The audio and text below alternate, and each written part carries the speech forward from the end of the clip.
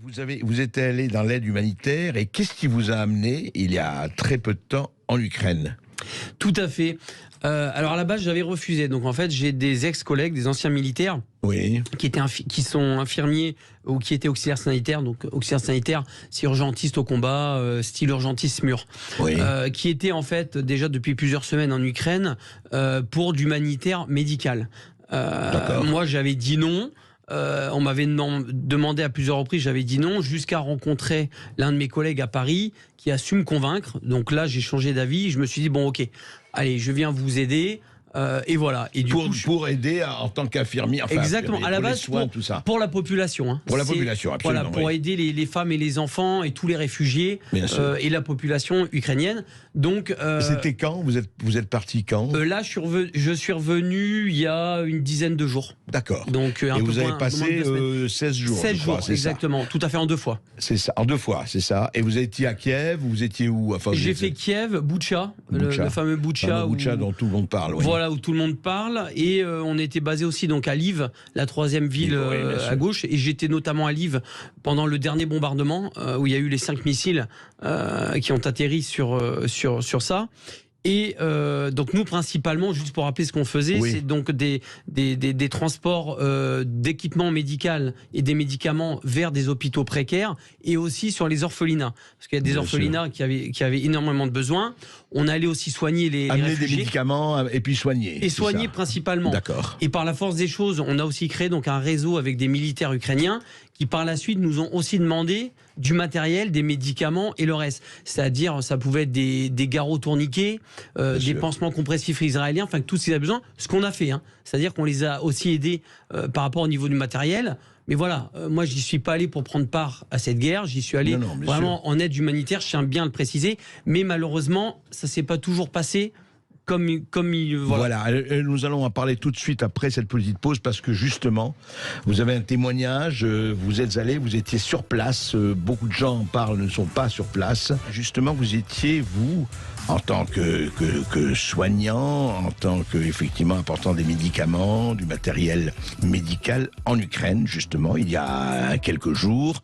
Vous avez passé 15 jours et qu'est-ce que vous avez vu alors? Parce que il y a des choses, on en a parlé hors antenne, et j'ai vu, il y a eu des choses quand même auxquelles vous avez assisté, vous le dites, et c'est important de mesurer effectivement, et vous prenez la responsabilité de tout ce que vous dites, et vous avez vu des choses assez terribles, je crois. Tout à fait. Alors je vais assumer totalement ce que je vous dis. Moi, sur place, j'ai été témoin de crimes de guerre. J'ai vu beaucoup de crimes de guerre. Les seuls crimes de guerre que j'ai vus pendant les jours où j'étais sur place ont été perpétrés par des militaires ukrainiens. Et non pas par des militaires russes. Ce qui ne veut pas dire ce qui ne veut pas dire exactement, j'allais y venir, qu'il n'y a pas de crimes de guerre russes, mais il y en a aussi au niveau ukrainien. Vous avez assisté. Et on n'en parle pas. C'est ça, moi. Quand je suis rentré en France, j'ai été extrêmement choqué, même des personnes qui sont invitées sur les plateaux télé à droite à gauche. 80% de ces personnes-là ne sont pas allées au moment où il y a la guerre et se permettent de parler, etc. Ça m'insupporte. Parce que entre ce que je vois et ce que j'entends sur les plateaux télé et ce que j'ai vu sur place, il y a une autoroute. Pour moi, c'est abominable. Je vais par exemple parler des militaires Azov. Les militaires Azov, à la base... Mais vous avez vu où ils sont partout? Ils sont partout. Ah, pas seulement à Azovstal, ou etc. Même à Lviv. Ils sont même à Lviv, à l'ouest. Ils ont leur scratch, avec vous savez, le beau scratch néo-nazi. Ça se tient aussi à le dire. Pour moi, ce qui me choque énormément, c'est que l'Europe donne quand même de l'armement à des militaires, pour moi, néo-nazis, avec un sigle néo-nazi. On n'en parle pas, il suffit de regarder. C'est un ancien sigle SS qui est brandi partout en Ukraine. Et ça pose, on le voit partout. Partout. Et ça ne pose aucun problème. Moi, j'ai travaillé avec ces gens-là, je leur ai donné des médicaments, etc. Vous savez quelles étaient leurs conversations devant moi? Parce que je comprends un petit peu l'ukrainien et le russe, et beaucoup parlent anglais. Ils rigolaient de se dire que s'ils croisaient des juifs ou des noirs, qui les dépeceraient. Ah, carrément. Voilà ce qu'ils disaient devant vous. Voilà ce qu'ils disaient devant moi. et c'était leur conversation qui les faisait vachement rigoler. Voilà ce qu'ils disaient sur les Juifs et sur les Noirs. Ça, c'est la première chose. Oui. Ça, moi, je ne pouvais pas cautionner, mais sur place, je ne pouvais pas faire grand-chose. Et qu'est-ce que vous avez vu? Vous dites que vous avez Alors, assisté. Oui. J'ai vu donc des militaires russes qui ont été capturés et qui ont été donc du coup déjà bien malmenés et qui ont été, on va dire, attachés. Et en fait, on était dans une sorte de hangar et ces militaires russes qui ont été capturés arrivaient dans des petites fourgonnettes par 3 ou par 4. À chaque fois qu'ils faisaient descendre ces militaires, les militaires Azov ukrainiens leur demandaient qui est l'officier, qui est l'officier. Je vais vous expliquer pourquoi. Ou ils répondaient pas, ou ils répondaient. Chaque militaire qui descendait de cette fourgonnette se prenait une balle de Kalachnikov dans le genou. Alors qu'ils étaient sans défense, et qu'ils étaient attachés. Ouais. D'accord ? Ce que je suis en train de vous dire là, j'ai des vidéos qui l'attestent. Sinon, je ne me permettrais pas de sortir des trucs pareils. J'ai des vidéos où on montre des militaires russes en train de se prendre des balles dans le genou. On ne sait pas trop pourquoi, parce qu'ils ne répondent pas à des questions. Et les gens qui avaient le malheur donc de dire « c'est moi l'officier », se prenaient une balle dans la tête. Voilà comment ça se passe à Boutcha. Voilà comment ça se passe en Ukraine, du moins pour le bataillon ukrainien Azov. Ils pourront dire ce qu'ils veulent. Moi, j'étais là, j'ai vu ce qui s'est passé. Tout ça, on n'en parle pas. C'est vraiment... Je vais vous raconter encore quelque chose de beaucoup plus grave. Vous avez des bombardements tout le temps, on voit la télé, etc. J'ai vu donc des journalistes américains. Il y a des bombardements qui atterrissent dans un petit parc que vous avez dû voir à côté de Boutcha, entre Boutcha, à l'est de Boutcha. D'accord. Et ces Américains donc font une vidéo et disent ben voilà, c'est les bombardements russes, ça atterrit dans un parc, c'est inadmissible et tout. Je vais les voir, je dis mais pourquoi vous dites ça, etc. et tout.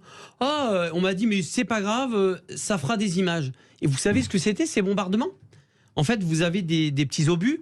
Donc vous aviez, si vous voulez, une cible qui était russe à l'époque, il y a quelques semaines, et vous aviez donc une équipe d'Azov avec qui j'étais, qui était en train de régler donc des petits mortiers pour envoyer des obus qui se règlent, si vous voulez, avec des petites à la main, d'accord.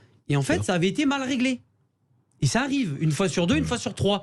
Donc ces obus, au lieu d'atterrir à 100 mètres plus loin où il y avait justement les militaires ou du matériel russe, atterrit dans le petit parc.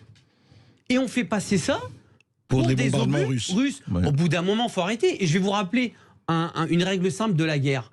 Vous avez par exemple les Ukrainiens, les Russes, qui se tirent dessus, d'accord? Je vous donne un exemple simple. Vous êtes en plein dans la ville, ils se tirent dessus, ils s'envoient des obus.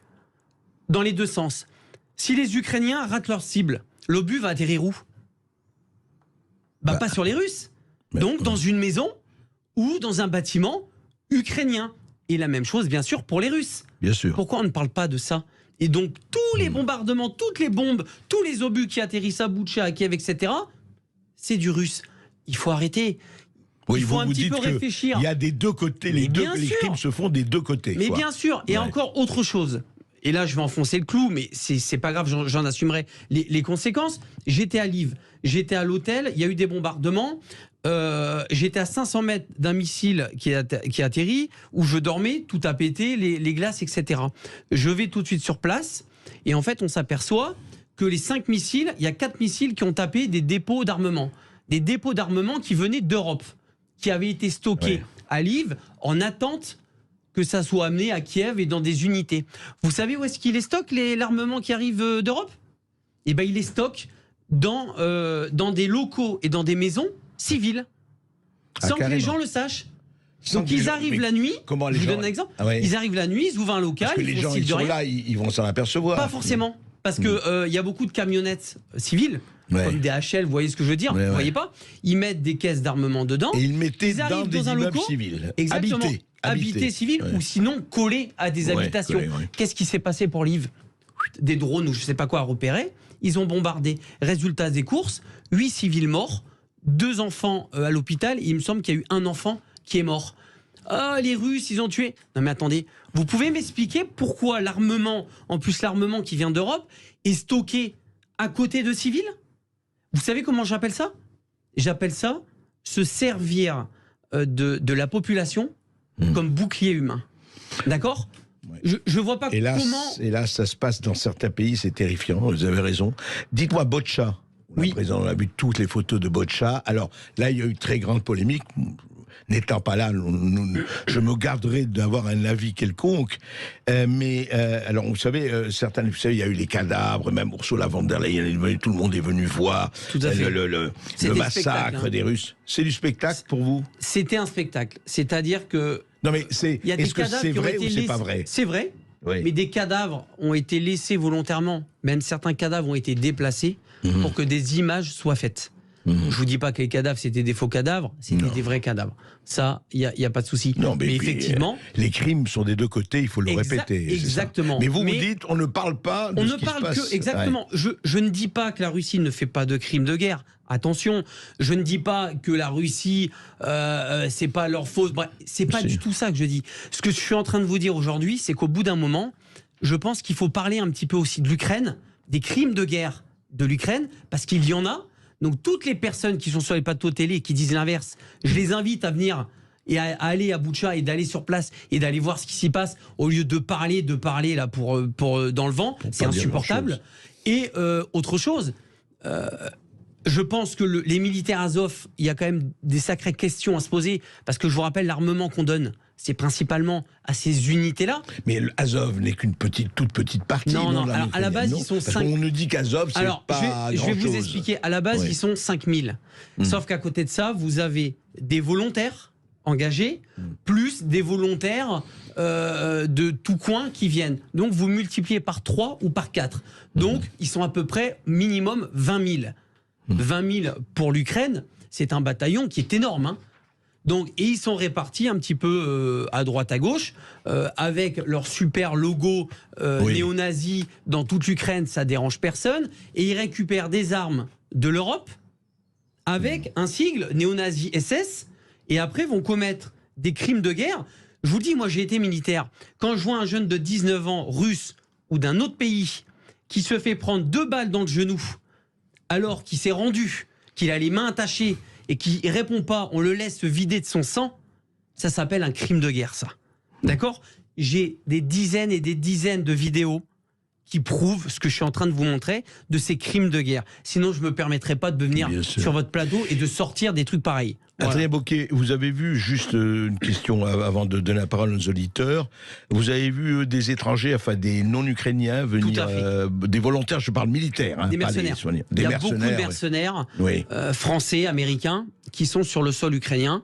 Vous dites mercenaires ou moi, volontaires parce que vous avez... militants? Parce qu'il y a peut-être des militants qui viennent par conviction. Les deux. Les deux, mais moi, j'ai vu surtout des groupements mercenaires, donc des groupements autonomes. C'est-à-dire que vous pouvez avoir 5-6 mercenaires américains, français, qui sont ensemble, qui ont des armes que l'Ukraine leur donne avec des autorisations. Et ces gens-là font certaines choses sous ordre de certaines personnes en Ukraine, etc. Non, ça, c'est la réalité. Ça existe, oui. C'est c'est ce qu'on appelle, pour moi, des groupements mercenaires sous influence, quoi, d'une certaine manière.